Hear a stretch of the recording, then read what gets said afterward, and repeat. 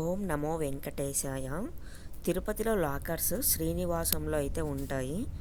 And ఈ place ఎక్కడ అంటే బస్ స్టాండ్ ఆపోజిట్ అయితే ఉంటుంది. అండ్ ఇంకోటి ఏంటంటే విష్ణు నివాసం దగ్గర కూడా ఉంటుంది. రైల్వే స్టేషన్ ఆపోజిట్ అనమాట. కొండపైకి బై వాక్ వెళ్ళాలనుకున్న భక్తులకైతే Alipiri steps and Srivari steps ఈ ప్లేసెస్లో అయితే ఎంట్రన్స్ పాయింట్లోనే లగేజ్ కౌంటర్ అయితే ఉంటుంది. అక్కడ కనుక మీరు లగేజ్ ఇచ్చారు అంటే వన్స్ కొండపైకి రీచ్ అయిన తర్వాత ఎండింగ్ స్టెప్స్ ఎక్కడైతే ఉంటుందో అక్కడ మళ్ళీ లగేజ్ డిస్ట్రిబ్యూషన్ కౌంటర్స్ అయితే ఉంటుంది.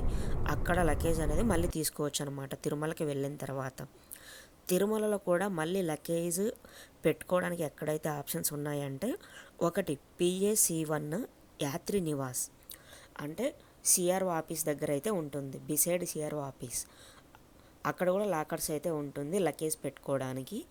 అండ్ ఇంకొకటి PAC2 ప్యాక్ 2 అనమాట, మాధవ నిలయంలో ఉంటుంది. అది opposite Balaji bus stand, old bus stand అనమాట. తిరుమలలో ఆపోజిట్ బాలాజీ బస్ స్టాండ్ అని పిలుస్తారు. ఆ తర్వాత ఇంకొకటి PAC3 ప్యాక్ 3 అనమాట, యాత్రి సదన్. ఇది వచ్చి బిహైండ్ ప్యాక్ 2 దగ్గర అయితే ఉంటుంది. ఇంకొకటి ప్యాక్ 5 PAC5 అనమాట, పద్మనాభ నిలయం నియర్ బాలాజీ బస్ స్టాండ్. ఇది కూడా బాలాజీ బస్ స్టాండ్ దగ్గరలోనే ఉంటుంది. సరదర్శనమైన నడకదారి అయినా వన్స్ లగేజ్ అనేది తీసుకున్న తర్వాత దర్శనానికి వెళ్ళేటప్పుడైతే ఇలాంటి ప్లేసెస్లో కూడా లాకర్స్ తీసుకొని పెట్టచ్చు. లాకర్స్ తీసుకోవడానికి అయితే options Aadhaar card soft copy లేదంటే జిరాక్స్ అయితే ఉండాలి. అండ్ మొబైల్ నెంబర్ అక్కడ చెప్పాలి. ఇంకోటి ఏంటంటే మీరు దర్శనానికి ఏ దర్శనం అయితే వెళ్తున్నారో ఆ దర్శనం డీటెయిల్స్ కూడా వాళ్ళకైతే చెప్పాల్సి వస్తుంది. వాళ్ళైతే మీకు ఒక లాక్ అనేది ఇస్తారు. ఆ లాక్ ఓపెన్ చేసి ఒక లాకర్ లాగా ఉంటుంది. అక్కడైతే మీరు లగేజ్ అయితే పెట్టుకొని దర్శనానికి అయితే వెళ్ళొచ్చు అనమాట. ఈ 4 ప్లేసెస్లో అయితే లగేజ్ అనేది పెట్టుకోవచ్చు కొండపైన. తిరుమలలో ఈ ప్లేసెస్లో లగేజ్ తీసుకునేటప్పుడు ఆధార్ కార్డు కంపల్సరీ. అండ్ మీ లగేజ్లకి లాక్స్ ఉండేటట్టు చూసుకోండి. అది మీ సేఫ్టీ, లేకుంటే మీ ఇంట్రెస్ట్. ఆ తర్వాత తిరుమలలో అయితే కంపల్సరీ ఆధార్ కార్డ్ అనేది అయితే ఉండాలి. ఇంకొకటి ఏంటంటే శ్రీవారి స్టెప్స్ అండ్ అలిపిరి స్టెప్స్ ఈ మార్గంలో వెళ్ళేటప్పుడు అయితే మీ లగేజ్కి కంపల్సరీగా లాక్స్ అయితే ఉండాలి. వన్స్ లాక్స్ వేసిన తర్వాత ఆ లగేజ్ అనేది కొండపైకి అయితే వస్తుంది. లాక్స్ కంపల్సరీ అయితే ఉండాలి.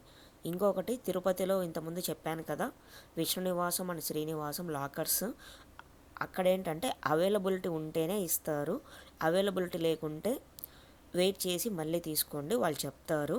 సేమ్ అదే ప్రాసెస్ అనమాట. కొండపైన కూడా అవైలబిలిటీ ఉంటేనే ఇస్తారు. కొండపైన కూడా ఎక్కడైనా సరే ఆధార్ కార్డ్ అనేది కంపల్సరీ.